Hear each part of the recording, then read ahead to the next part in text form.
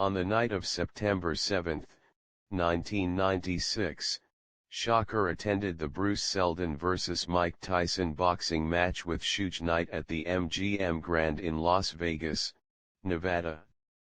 After leaving the match, one of Knight's associates spotted Orlando Baby Lane Anderson, an alleged Crips gang member from Compton, California, in the MGM Grand lobby. Earlier that year, Anderson and a group of Crips had robbed a member of Death Row's entourage in a Foot Locker store. Knight's associate told Shakur, who attacked Anderson. Shakur's entourage, as well as Knight and his followers, assisted in assaulting Anderson. The fight was captured on the hotel's video surveillance. After the brawl, Shakur went with Knight to go to Death Row-owned Club 662, now known as Restaurant/Club 7. He rode in Knight's 1996 black BMW 750iL sedan as part of a larger convoy, including many in Shakur's entourage. At around 11:05 p.m., they were halted on Las Vegas Boulevard by Metro Bicycle Police for playing the car stereo too loudly and not having license plates. The plates were found in the trunk of Knight's car. The party was released a few minutes later without being fined. At about 11:10 p.m., while they were stopped at a red light at the intersection of Flamingo Road and Koval Lane in front of the Maxim Hotel, a vehicle occupied by two women pulled up on their left side.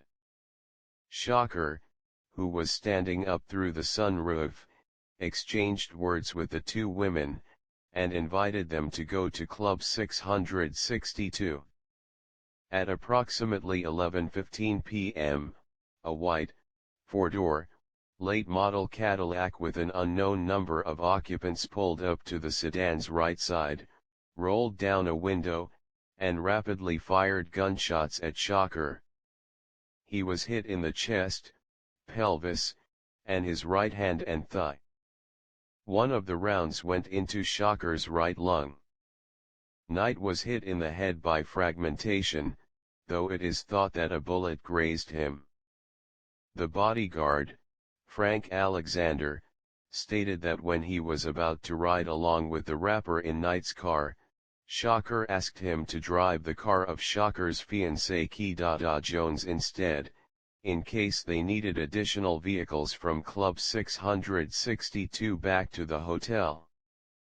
The bodyguard reported in his documentary, Before I Wake, that shortly after the assault, one of the convoy's cars drove off after the assailant, but he never heard from the occupants. After arriving at the scene, police and paramedics took Knight and a wounded Shakur to the University Medical Center of Southern Nevada. According to an interview with the music video director Gobe, while at the hospital, he received news from a Death Row marketing employee that the shooters had called the record label and threatened Shakur. Gobe told the Las Vegas police, but said they claimed to be understaffed. No attackers came. At the hospital, Shakur was heavily sedated, was placed on life support machines, and was ultimately put under a barbiturate-induced coma after repeatedly trying to get out of the bed. While in the critical care unit, on the afternoon of Friday, September 13, 1996, Shakur died of internal bleeding. Doctors attempted to revive him but could not stop the hemorrhaging. His mother, Afeni, made the decision to tell the doctors to stop. He was pronounced dead at 4:03 p.m. The official cause of death was noted as respiratory failure and cardiopulmonary arrest in connection with multiple gunshot wounds.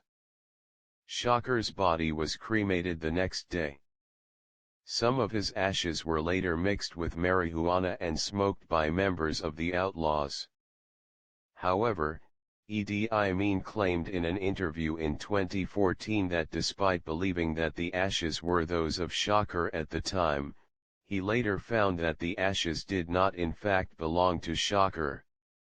His fifth album, The Don Killuminati, The 7 Day Theory, was released 2 months later.